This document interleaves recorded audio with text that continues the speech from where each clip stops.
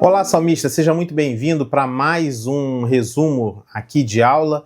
Nesse vídeo estamos falando sobre a aula 5 do módulo de Teontologia, onde nós vamos responder o questionário. E isso vai ser, na verdade, uma forma de resumir toda a aula, né? Eu vou pontuar algumas questões e alguns... mas a ideia é que seja um vídeo bem resumido. Como se você já viu os outros vídeos, você já entendeu mais ou menos qual é a dinâmica, né? Então vamos lá. Qual é o objetivo final da criação segundo a teologia reformada? Ora, o objetivo da criação é a glória declarativa de Deus. É importante saber que esse é o objetivo principal, né? A glória declarativa de Deus, mas que existem objetivos secundários, né? Que podem estar conectados a isso. Seria isso. Qual o objetivo principal? A glória declarativa de Deus. E através dessa glória declarativa de Deus, a gente gozar do amor e da presença de Deus eternamente. Então, isso a gente pode resumir dessa forma. Quando e como os anjos foram criados segundo a Bíblia? A Bíblia não é clara de em qual momento efetivamente os anjos são criados, mas a gente compreende, fazendo uma interpretação de Gênesis 1, de que quando Gênesis 1 está falando de Deus criando os céus e a terra, então estaria ali Deus criando o plano espiritual e o plano físico. Então a gente compreende que aquele ali pode ser o momento em que Deus está criando os anjos e os homens, tá? Então, apesar da gente não ter isso de forma bem explícita, a gente pode compreender que essa criação está acontecendo ali em Gênesis 1. Vale a pena, te convido a inclusive dar uma lida em Gênesis 1, né? Gênesis 1, no princípio, criou Deus os céus e a terra, né? Então seria esse a resposta aí nesse caso. O que significa dizer que os anjos são seres espirituais e pessoais? Ora, os anjos são seres espirituais porque são criados, então, nessa dimensão espiritual.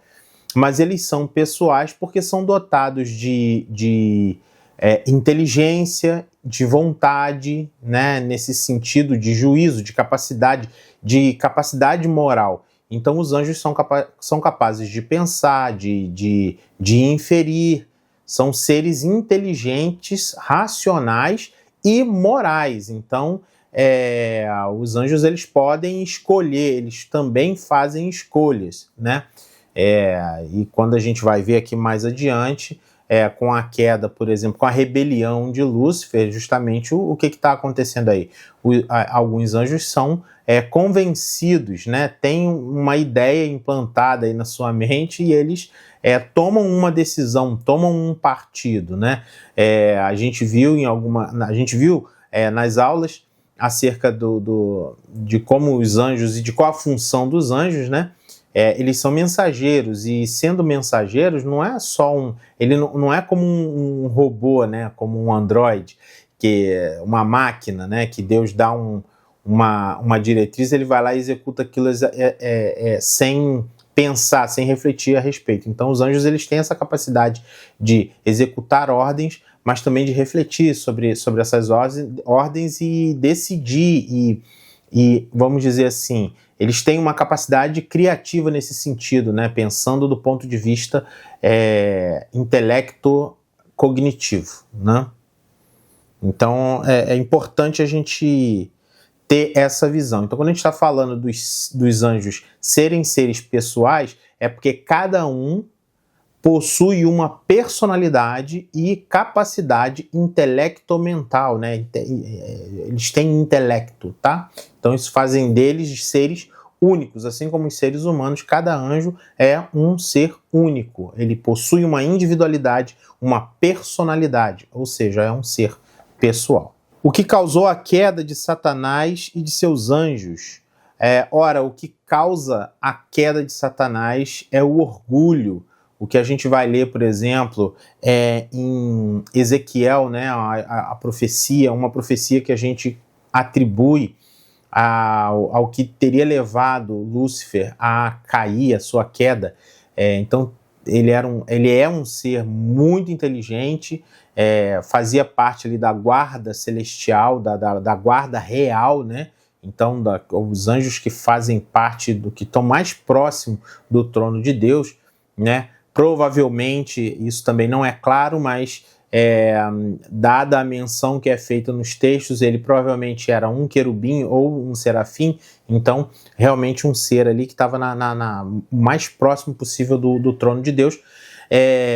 Então, um anjo de uma envergadura ímpar, né?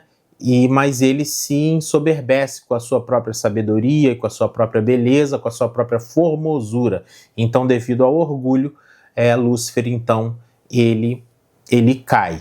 Por ser um anjo de um destaque muito grande, de muita inteligência, ele consegue convencer a muitos, então, pelo mesmo pecado, aí no caso, o pecado do orgulho, ele arrasta consigo grande parte dos anjos. Como os anjos caídos exercem influência no mundo físico e espiritual. Eles são seres de que eles possuem poder, né? Eles têm capacidade de interferir no mundo físico, mas é importante saber que esse poder é limitado. Apesar de um poder limitado, ainda assim eles podem interferir e interferem apenas com até onde Deus permite, né? Então, até onde Deus permite que eles possam interagir, eles interagem. E aí eles podem interagir através de sugestões mentais, né? Podem influenciar no pensamento das pessoas, podem atuar em questões físicas, inclusive. Alguns anjos têm poder sobre o tempo, sobre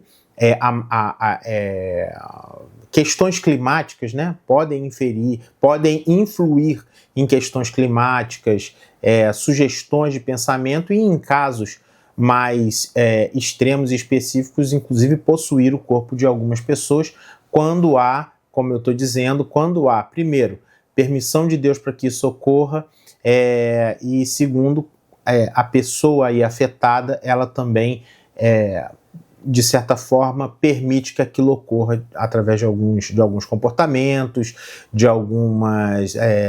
devido à sua, vamos dizer, a sua maneira de pensar e o seu comportamento, a sua psique. Então, são vários motivos, tá? Inclusive, podem ter situações em que a pessoa que utiliza drogas, entorpecentes, isso também pode facilitar esse tipo de influência, tá bom?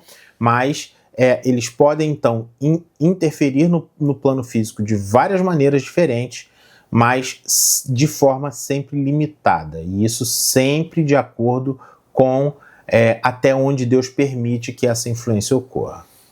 Quais são os principais limites da atuação demoníaca segundo as Escrituras, né? Os demônios foram derrotados por Jesus na cruz. Então, eles têm o seu poder totalmente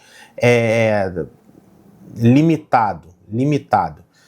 Jesus, então, tem autoridade, e os anjos, então, que estão a serviço de Jesus também podem subjugar esses demônios. Nós, cristãos, os eleitos, também temos autoridade sobre eles quando debaixo do nome de Jesus, né, como signatários de Jesus Cristo. Então, quando a gente estamos assim, tomados a partir da fé em Cristo Jesus, né, debaixo da autoridade de Jesus, eles também nos devem obediência. Então, realmente, depois da vitória de Jesus na cruz, o limite ainda é maior, né? Eles ainda têm uma ação ainda mais limitada, né? Estando, inclusive, subjugados à nossa autoridade, né? Em o nome de Jesus. Então, isso é algo muito importante de saber. Qual é o destino final dos anjos fiéis e dos anjos caídos? Os anjos fiéis, então, permanecerão na glória com Deus, né? Sendo, então, estando ali sob o serviço de Deus, né? Vivendo em comunhão, inclusive, com os cristãos e com aqueles que vão herdar, né, o reino dos céus, enquanto os anjos caídos, juntamente com os ímpios, vão ser então precipitados no lago de fogo e enxofre, ou seja, a danação eterna, né? Então, o que há reservado tanto para os anjos caídos quanto para os ímpios é a condenação eterna, enquanto para os anjos que se mantiveram fiéis a Deus, assim como as almas dos que creram e daqueles que foram redimidos pelo sangue de Jesus Cristo, a vitória eterna, vivendo com Deus na eternidade. Então, essa inclusive é a esperança que nós temos e aquilo pelo que ansiamos e aguardamos. Tá bom? Espero que você tenha aí aproveitado esse momento aqui, continue tendo bons estudos. Volte lá na apostila, releia os textos com base nessas respostas que eu estou te dando aqui e continue aí sempre crescendo na graça e no conhecimento do nosso Senhor Jesus Cristo. Amém?